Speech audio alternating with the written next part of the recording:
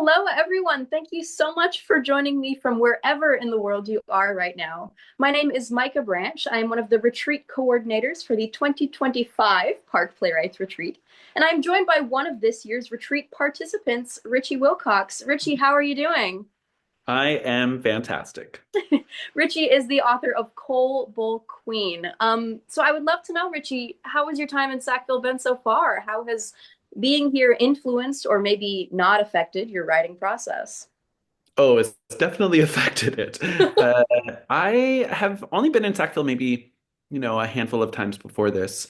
And so it's nice to be back exploring the campus more. I did a campus tour for the first time and learned of all these little spots that I can write in. I've been writing in the library a little bit, surrounded by plants. Of course, been going to the Cranewood Bakery and coffee shop and doing lots of writing there.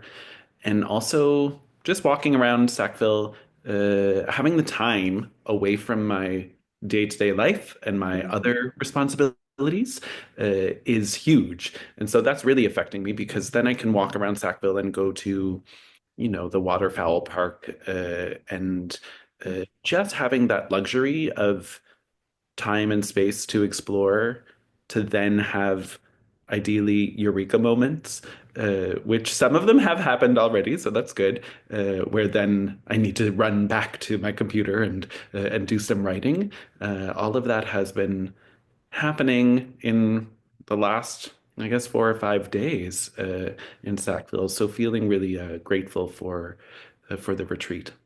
That's so lovely. And how nice to be here with you specifically in these different circumstances. I had the great privilege of getting to see Richie perform here in Sackville as Right. in their drag queen persona. Yeah. Different here, I imagine, to have like a full opportunity to just like develop work instead of having something fully polished and ready.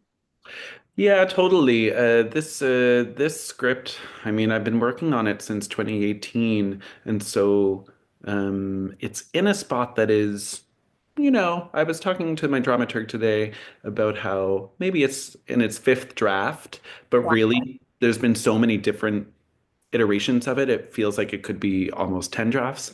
And so while it's not finished or polished, I'm at a stage where the script is quite, it's quite explored. And so I get this time to now really deal with the fine details and polish and hone.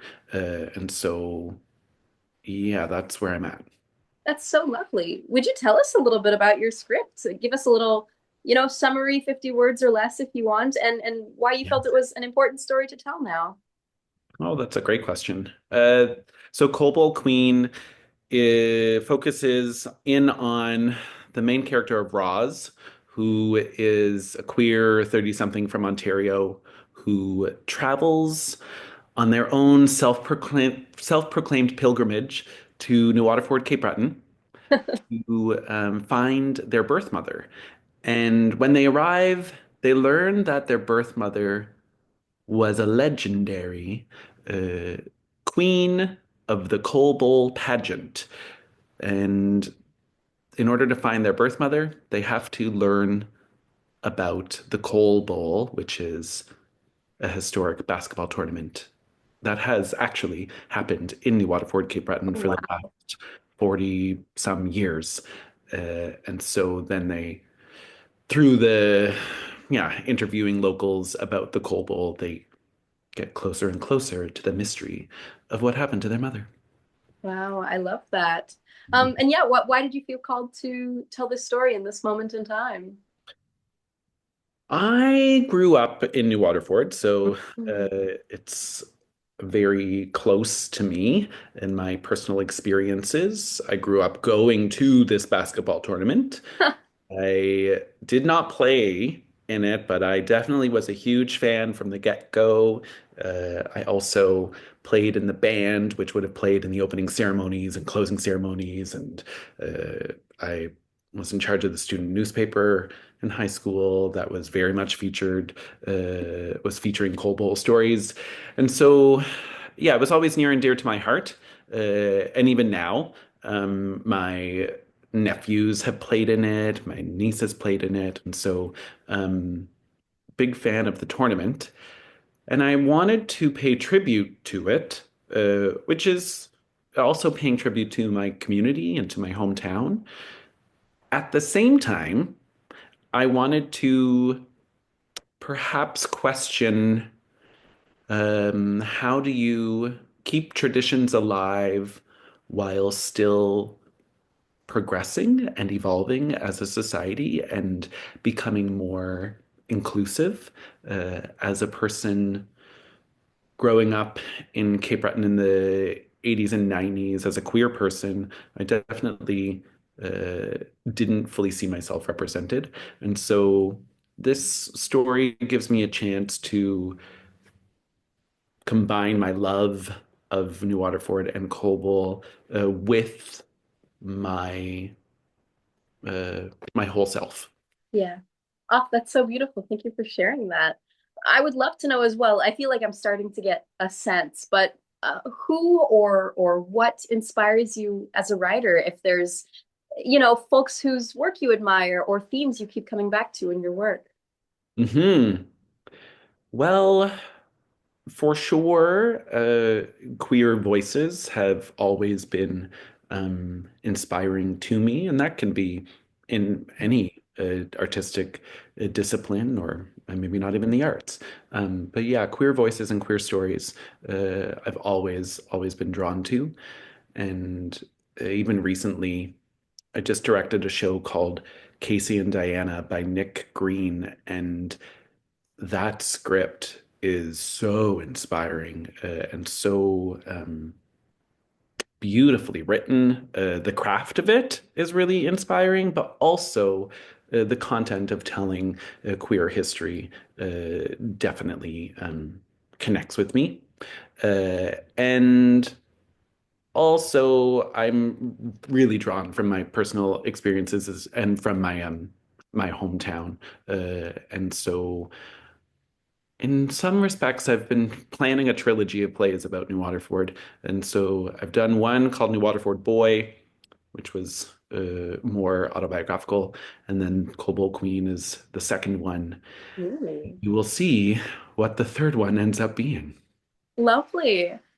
And when you come back for the next park retreat, working on the next one. Exactly. Yes. Let's plan it now. Sounds good. I'll get the paperwork out. We'll do it 2 years in advance. I love that. And as we talk about our experiences with the retreat now, I would love to know how you've been spending your time as a writer. What does your writing process look like? Hmm. This particular script, had the I had a group of people help me, but we interviewed over 50 people about their Wow. experiences of COBOL over the years. Huh. Some of the interviews were with people that are from New Waterford. Some of them were people that were visiting players. Some of them were referees, some coaches, all these different experiences. And so then I had a lot of transcribing to do, which I also had help with. And then it was editing and figuring out what of the content of the interviews did I really want to work with. And so the script that I'm working with now is half verbatim, so half of the transcriptions and half made up by myself. Um, and so the process right now that I'm in is really kind of because now I kind of forget sometimes what was said by other people and what was said by me. Uh, but I'm polishing it and I'm editing it and sometimes theatricalizing or exaggerating some of those interviews into into something that connects more to the whole thing. Uh, and so it really is. Playing with the words that people said and gave me. And that's really fun. And I have had distance now from these interviews so that I feel a little more at ease changing things and making them my own. So yeah, this week has been a lot of that. And like I said, the finer details of making all the threads connect and sew it together or braid it together, whatever metaphor you want to use. So that's where I'm at. That's so lovely. Thank you so much for sharing, Richie. Is there anything else you would like to share about your experience here at the retreat? Anything you like would like to invite the outside world in on? Hmm. One of the things that is really lovely about this retreat is that we get to meet a number of other writers and see some writers that I already know. And having that sense of community is not necessarily a normal thing for a writer. And having the sounding board to just be, in the kitchen making your breakfast and having someone ask you what what your day was like writing yesterday or what do you plan on doing today, all of that, while it can seem so simple, it actually continues to motivate and drive the writer, and I feel like that, yeah, that community is a really special part of this process. And so it's already happening. I feel like I've made new friends, and I'm also learning about really exciting work that I would not have known about. And so, as a person who directs shows, who produces shows, it's fun to be introduced to these new scripts and see what their journey might be after the retreat. That's so lovely, Richie. Thank you for sharing. Richie, thank you so much for joining me today, and I wish you the best of luck as you hammer out the details for Cobalt Queen. I hope Mm. you enjoy the rest of the retreat. Well, thank you so much, Micah, and thank you so much for your work. Thank you. See you later.